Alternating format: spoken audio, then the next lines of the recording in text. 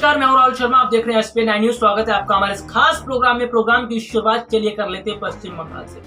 पश्चिम बंगाल में अभी भी जीत का जश्न देखने को मिल रहा है। भाई जीत का जश्न हो भी क्यों ना, क्योंकि ममता बनर्जी ने बड़े स्तर से बीजेपी को धूल चटाई है। उस बीजेपी को जिस बीजेपी ने अपनी पूरी ताकत बंगाल चुनाव में लगाई थी।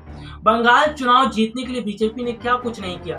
अपने बड़े बड़े राजनीतिक पार्टी के नेताओं को उतारा, बड़ी बड़ी रैलियां की गई, मेगा रैली की गई, रोड शो किया गया, जनसभा किया गया, सोशल डिस्टेंसिंग तक की धज्जियां उड़ा दी और नतीजे क्या आए?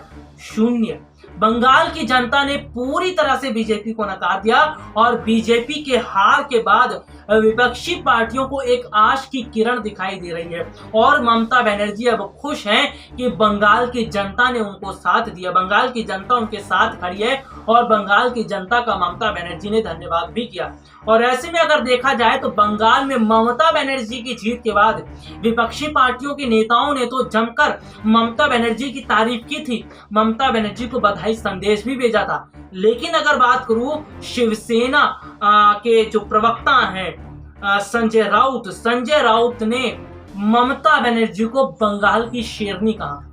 जी हां, संजय राउत ने ममता बनर्जी की तारीफ की और यह भी कहा कि महिला मुख्यमंत्री को हराने के लिए, यानी कि अकेली महिला मुख्यमंत्री थी पश्चिम बंगाल में और ममता बनर्जी को हराने के लिए बीजेपी ने इतनी बड़ी फौज तैयार कर दी थी और वो फौज पूरी तरह से धराशायी हो गई।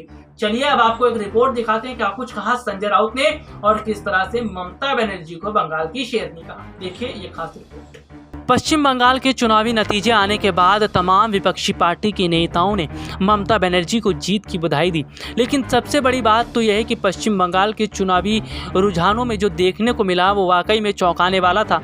लेकिन देखने को यह भी मिला कि तमाम विपक्षी पार्टी के नेताओं ने जिस तरह से ममता बनर्जी का हौसला बढ़ाया और ममता बनर्जी को चुनाव की जीत दी, इससे कई राजनीतिक पार्टी के नेता नाराज़ हो गए। अगर बात करें तो बीजेपी ने जिस तरह से चुनाव के दौरान प्रचार प्रसार किया था उसका फ़ायदा तो नहीं मिला और ऐसे में बीजेपी अब खिझिया रही है। इस बीच शिवसेना नेता और सांसद संजय राउत ने भी ममता बनर्जी को राज्य में बेहतरीन प्रदर्शन करने के लिए मुबारकबाद दी थी। साथ ही उन्होंने बीजेपी पर निशाना साधते हुए कहा था कि बीजेपी ने कड़ी मेहनत की और पूरे देश के कार्यकर्ता, पदाधिकारी, मुख्यमंत्री, केंद्रीय मंत्री और सेंट्रल एजेंसी सबको काम पर लगाए, फिर भी सभी के ऊपर दीदी भारी पड़ी है। संजय राउत ने कहा था कि पश्चिम बंगाल की मुख्यमंत्री ममता बनर्जी बंगाल की शेरनी है। उन्होंने कहा कि पूरी तरह से बीजेपी पार्टी ध्वस्त हो चुकी है, उनके पार्टी के नेताओं को तोड़ दिया गया, सेंट्रल एजेंसी का दबाव डाला गया, उनके लोगों के उनके खिलाफ खड़ा किया गया। दरअसल संजय राउत ने कहा कि जिस तरह से ममता बनर्जी की पार्टी को तोड़ने में बीजेपी ने अहम भूमिका निभाई, बीजेपी इस पूरी कोशिश में थी कि ममता बनर्जी को बंगाल के अंदर पूरी तरह से तोड़ दिया जाए और बंगाल चुनाव जीता जाए। लेकिन फिर भी बंगाल की जनता ने ममता बनर्जी का साथ दिया और ममता बनर्जी ने जिस तरह से बंगाल की जनता का धन्यवाद दिया, ये बताता है कि बंगाल की जनता ने पहले ही मन बना लिया था कि वो ममता बनर्जी के साथ खड़ी रहेंगी। बीजेपी की सीटें बढ़ने के सवाल पर उन्होंने कहा चुनाव में हार जीत तो होती है, बंगाल में बीजेपी ने कड़ी मेहनत की, पूरे देश के कार्यकर्ता, पदाधिकारी, मुख्यमंत्री, केंद्रीय मंत्री और सेंट्रल एजेंसी सभी रहे, लेकिन फिर भी बीजेपी चुनाव नहीं जीत सकी। दरअसल अगर बात करें तो पश्चिम बंगाल चुनाव में जो नतीजे सामने आए इसकी उम्मीद बीजेपी ने भी नहीं की थी। दरअसल बीजेपी को इस बात की बिल्कुल भी उम्मीद नहीं थी कि पश्चिम बंगाल में इतना बुरा हाल उनका होगा और पार्टी 100 सीट भी नहीं ला पाएगी। ये हाल तब है जब बीजेपी ने चुनाव से पहले ही अपनी फौज बंगाल के अंदर उतार दी थी। क्या मुख्यमंत्री, क्या नेता, क्या मिनिस्टर, सभी लोग चुनाव में उतर चुके थे। बीजेपी ने ऐसे कई फायर ब्रांड नेताओं को बंगाल में उतारा था जो अच्छे खासे वोट ला सकते थे। लेकिन अगर देखा जाए तो बंगाल की जनता ये पहले ही समझ चुकी थी कि बीजेपी केवल और केवल चुनावी वायदे करती है और उसके पास कोई बड़े मुद्दे नहीं है। जिस तरह से देखने को मिला कि बीजेपी ने केंद्र के स्तर पर बड़ी लापरवाही बरती और इसका सीधा असर बंगाल के अंदर भी देखने को मिला। और अगर देखा जाए तो किसान आंदोलन जिस तरह से अभी भी चल रहा है और किसान आंदोलन का फर्क भी बंगाल में देखने को मिला है, क्योंकि जनता जानती है और जनता समझदार है, जनता जनार्दन है और जनता सभी बातों पर नज़र बना के रखती है। ऐसे में अगर देखा जाए तो जिस तरह से किसान आंदोलन का मुद्दा रहा और सरकार ने ज़बरदस्ती किसानों पर तीनों कृषि बिल थोपने की कोशिश की, और इसके अलावा अगर देखा जाए तो सरकार ने ये पूरी कोशिश की थी कि किसानों को दबाया जाए और किसानों की आवाज़ को रोका जाए, लेकिन सारी चीज़ें फिर भी सरकार की काम नहीं आ पाई। आपको बता दें कि बंगाल में तो बीजेपी को झटका लगा ही, लेकिन उत्तर प्रदेश के पंचायत चुनाव में तो सीधा सीधा किसान आंदोलन का असर देखने को मिला। खास तौर पर पश्चिमी उत्तर प्रदेश में बीजेपी का बहुत बुरा हाल हुआ। बीजेपी के कई प्रत्याशियों को उत्तर प्रदेश में कई सीटों पर जमानत भी जब्त हो गई, और पश्चिमी उत्तर प्रदेश में तो बीजेपी का बड़ा ही खराब प्रदर्शन रहा।